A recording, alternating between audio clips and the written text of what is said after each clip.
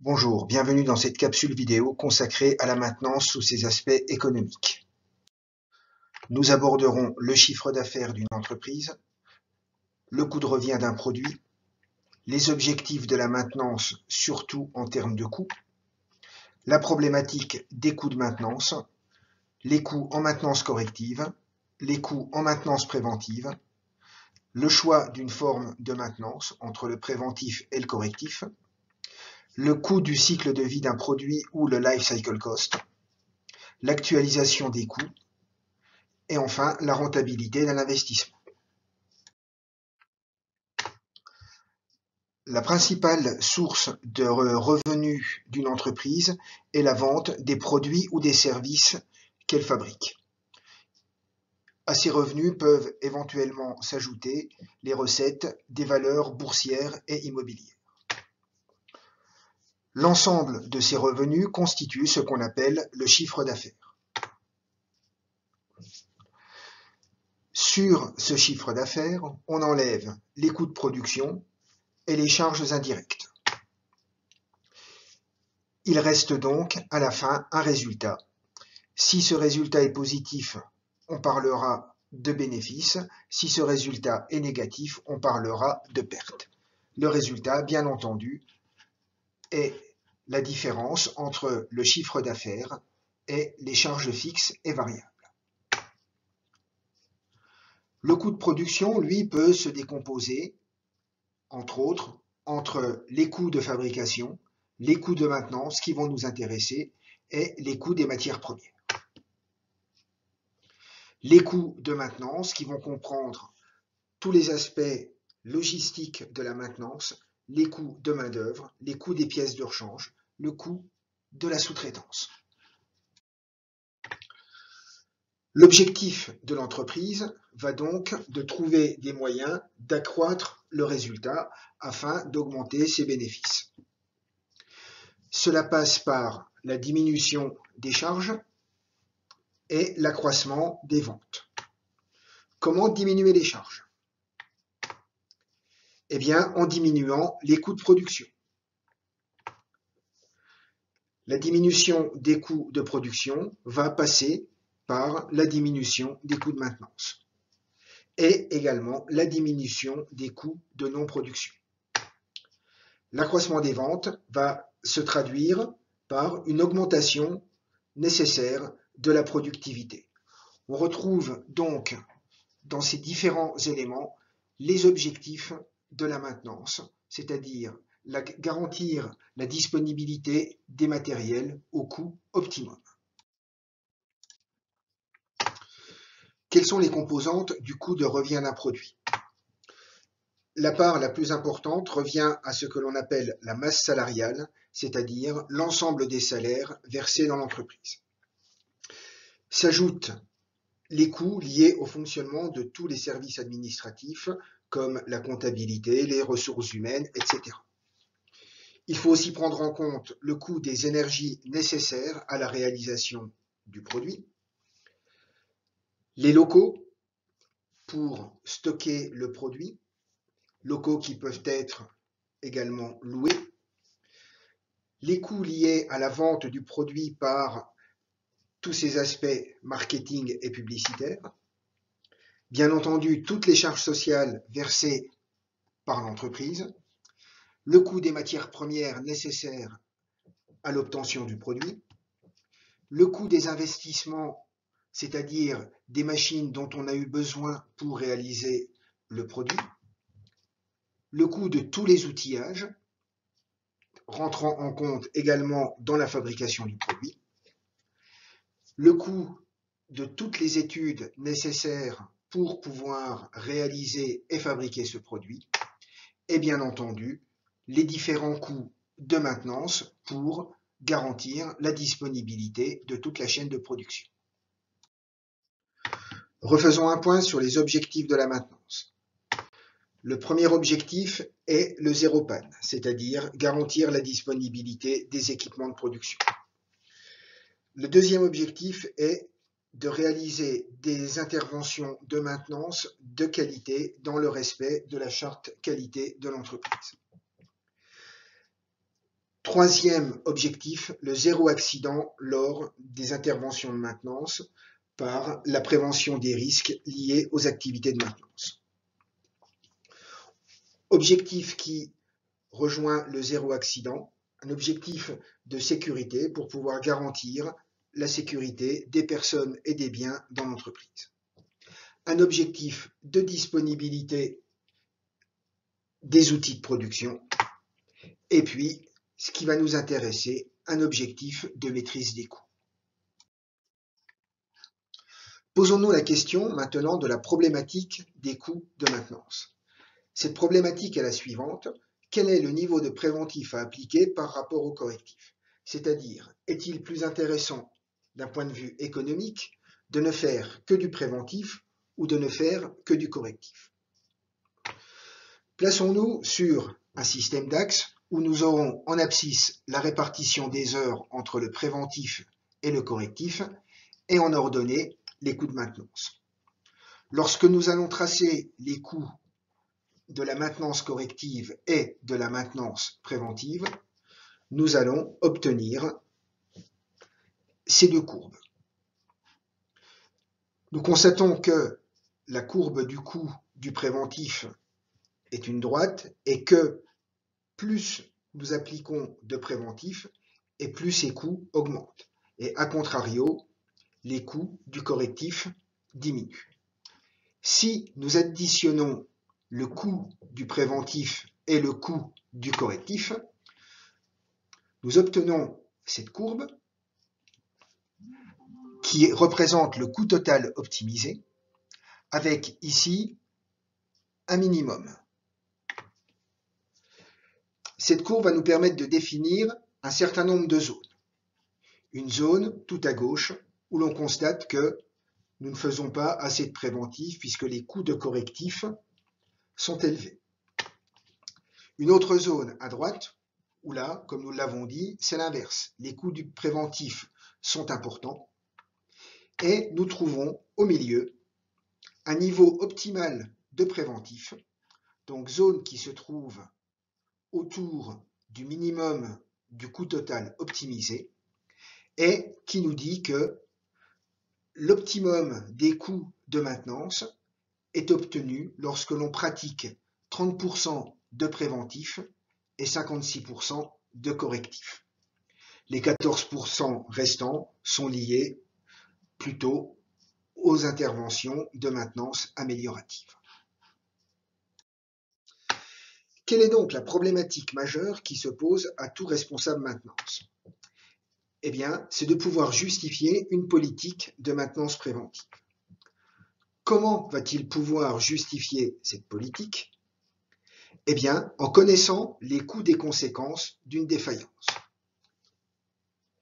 Et donc, par ce biais, il va pouvoir justifier les économies qu'il va pouvoir réaliser par la mise en place d'une maintenance préventive.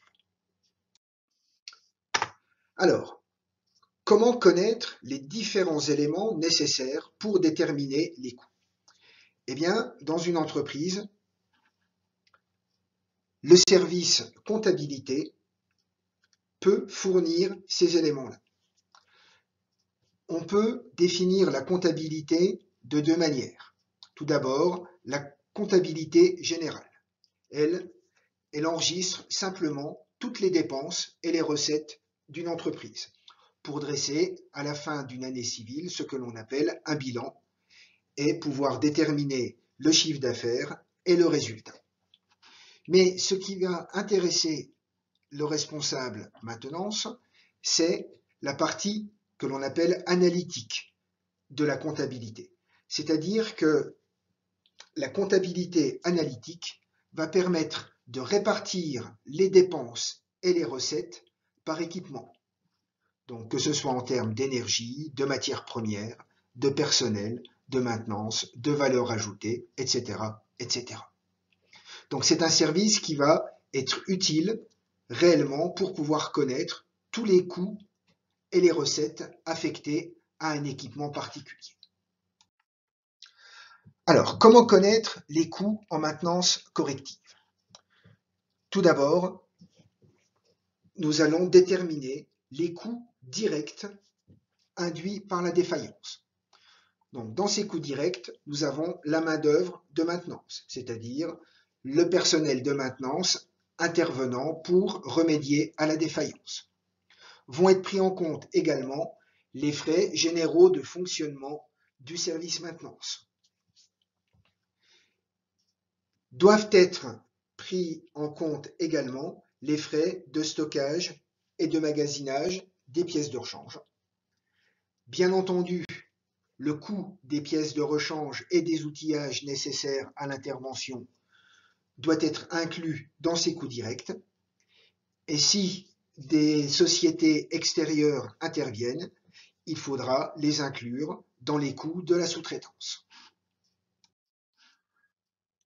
Donc ces coûts directs de maintenance, ce sont les coûts résultant directement de la défaillance. Comment peut-on les calculer? Donc ces coûts de maintenance sont égaux au coût de main-d'œuvre plus au coût des pièces de rechange et des consommables, comme par exemple des huiles ou des graisses. Le coût de la main-d'œuvre, lui, se calcule par le temps mis par les techniciens de maintenance pour réaliser l'intervention, multiplié par le taux horaire d'un technicien de maintenance. Si l'intervention est réalisée par un intervenant interne à l'entreprise, alors nous parlerons de coût direct interne. Si l'intervention est réalisée par un intervenant externe à l'entreprise, par exemple par une entreprise de sous-traitance, nous parlerons de coût direct externe. Une défaillance a des conséquences sur la production et pour l'entreprise. Nous parlerons donc de coûts indirects, conséquences de la défaillance, appelés également coûts d'indisponibilité. La première conséquence d'une défaillance est que le personnel de production se retrouve inoccupé durant le temps d'arrêt de la machine. Et malgré tout, son salaire continue de lui être versé alors qu'il n'effectue aucune tâche.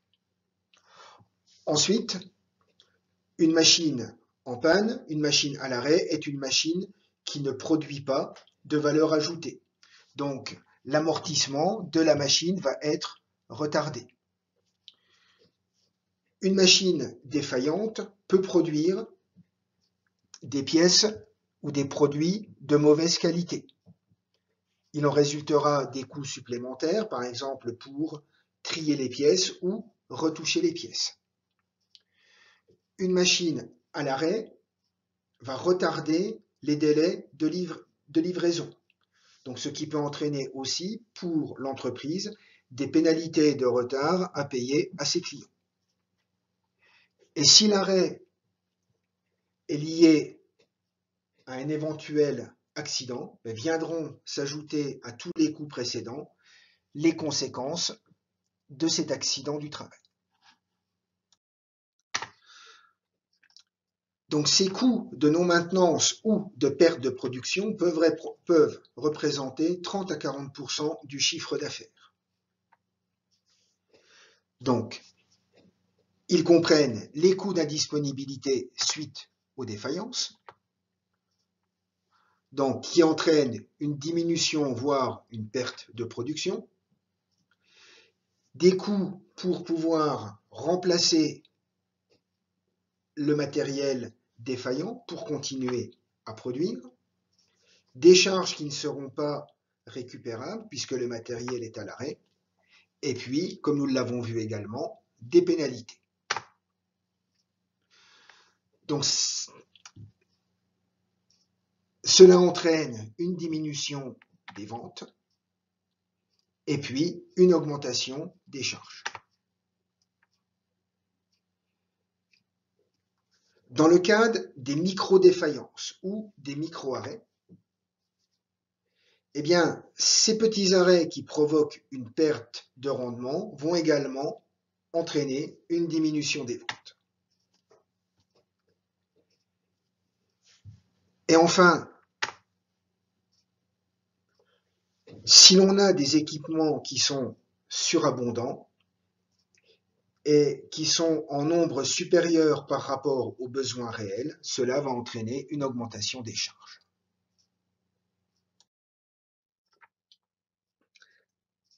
Un équipement en panne, un équipement défaillant, entraîne des coûts liés à la non-qualité. Tout d'abord, les coûts liés au rebut, c'est-à-dire des pièces que l'on a fabriquées et que l'on ne pourra pas vendre. Ensuite, le coût des retouches, des pièces que l'on a fabriquées qui ne sont pas conformes et qu'il va falloir reprendre pour les ramener à la qualité initiale. Le coût pour pouvoir détecter, suite à la défaillance, toutes les pièces qui ne répondent pas à la qualité demandée. Nous devrons prendre en compte également le coût des réclamations du client, si celui-ci constate dans ses produits des éléments défectueux. À ce client, il faudra lui accorder également des remises ou des ristournes qui auront eux aussi un coût. Et enfin, certains produits ne seront pas vendables au prix initial. Si nous souhaitons les vendre, il va falloir les déclasser. Tout cela entraîne, comme précédemment, une augmentation des charges et ou une diminution des ventes. Mais le plus important, c'est que cette non-qualité va avoir une incidence sur l'image de marque de l'entreprise, et là, c'est difficilement chiffrable. Alors, comment déterminer ces coûts indirects induits par la défaillance? Donc, nous appellerons ces coûts indirects CP, comme coût de perte de production. Nous pourrons trouver également aussi le terme coût d'indisponibilité.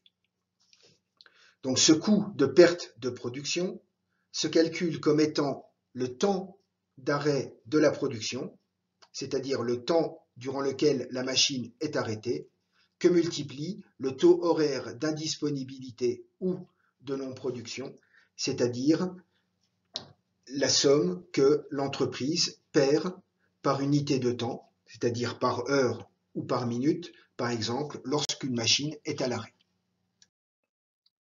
Donc, pour synthétiser, le coût d'une défaillance, il est égal au coût direct de la défaillance, que l'on appelle donc encore les coûts de maintenance, auxquels viennent s'ajouter les coûts indirects, conséquence de la défaillance, ou les coûts d'indisponibilité. Donc, pour une période donnée sur laquelle N interventions correctives se seront déroulées, eh bien, le coût de la défaillance pour cette période, c'est le nombre d'interventions fois le coût de la défaillance lié à cette intervention. Le nombre de défaillances, ou c'est-à-dire le nombre d'interventions, se détermine par le nombre d'heures de production de l'équipement divisé par sa MTBF. Comment optimiser les coûts de défaillance? Sur un graphique, mettons en abscisse le temps d'indisponibilité, c'est-à-dire le temps pendant lequel la machine est à l'arrêt suite à une défaillance, et en ordonnée, les coûts. Nous pouvons tracer deux courbes. Une courbe des coûts directs de maintenance et une courbe qui est une droite des coûts indirects liés à la défaillance. Lorsque nous additionnons ces coûts, nous obtenons la courbe bleue qui est donc le coût de défaillance. Et que pouvons-nous constater? Eh bien, à gauche, nous faisons trop de préventifs. Pourquoi? Parce que nous avons des coûts directs qui sont très élevés et des coûts indirects extrêmement faibles. Par contre, à droite, là, nous ne faisons pas assez de préventif, parce que les coûts de défaillance, on le voit, sont eux aussi élevés, et les coûts indirects également.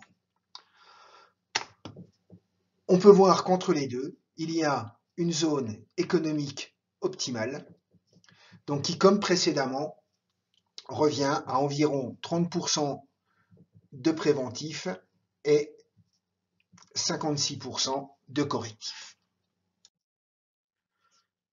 Donc, faisons une application directe des coûts de défaillance. Nous allons définir les coûts de défaillance de chaque machine présente dans ce tableau. Donc, nous disposons de 5 machines. Pour chaque machine, nous avons le coût horaire de la main-d'œuvre de maintenance, c'est-à-dire le coût horaire des techniciens intervenant sur chaque machine, les heures de maintenance passées sur chaque machine, le coût des pièces nécessaires pour réaliser les interventions. Ensuite, pour chaque machine, nous avons le taux de perte de production ou le taux d'indisponibilité, les heures pendant lesquelles la machine a été arrêtée, c'est-à-dire les heures de non-production. Et donc, pour chaque machine, nous déterminerons le coût direct, le coût indirect et le coût de la défaillance. Dans quel objectif? Dans l'objectif de définir les priorités d'action, c'est-à-dire de déterminer la machine la plus pénalisante en termes de coût de défaillance. Juste une petite remarque, nous constatons par exemple que pour la machine M1, nous avons 50 heures de maintenance alors que la machine a été arrêtée 30 heures. Eh bien, cette différence de 20 heures qui fait que les heures de maintenance sont supérieures aux heures d'arrêt, eh bien, c'est parce que, par exemple, plusieurs techniciens ont pu intervenir ou que des interventions se sont réalisées pendant que la machine était en fonctionnement. Donc, le travail à réaliser, déterminer les différents coûts directs, indirects et de défaillance pour chaque machine.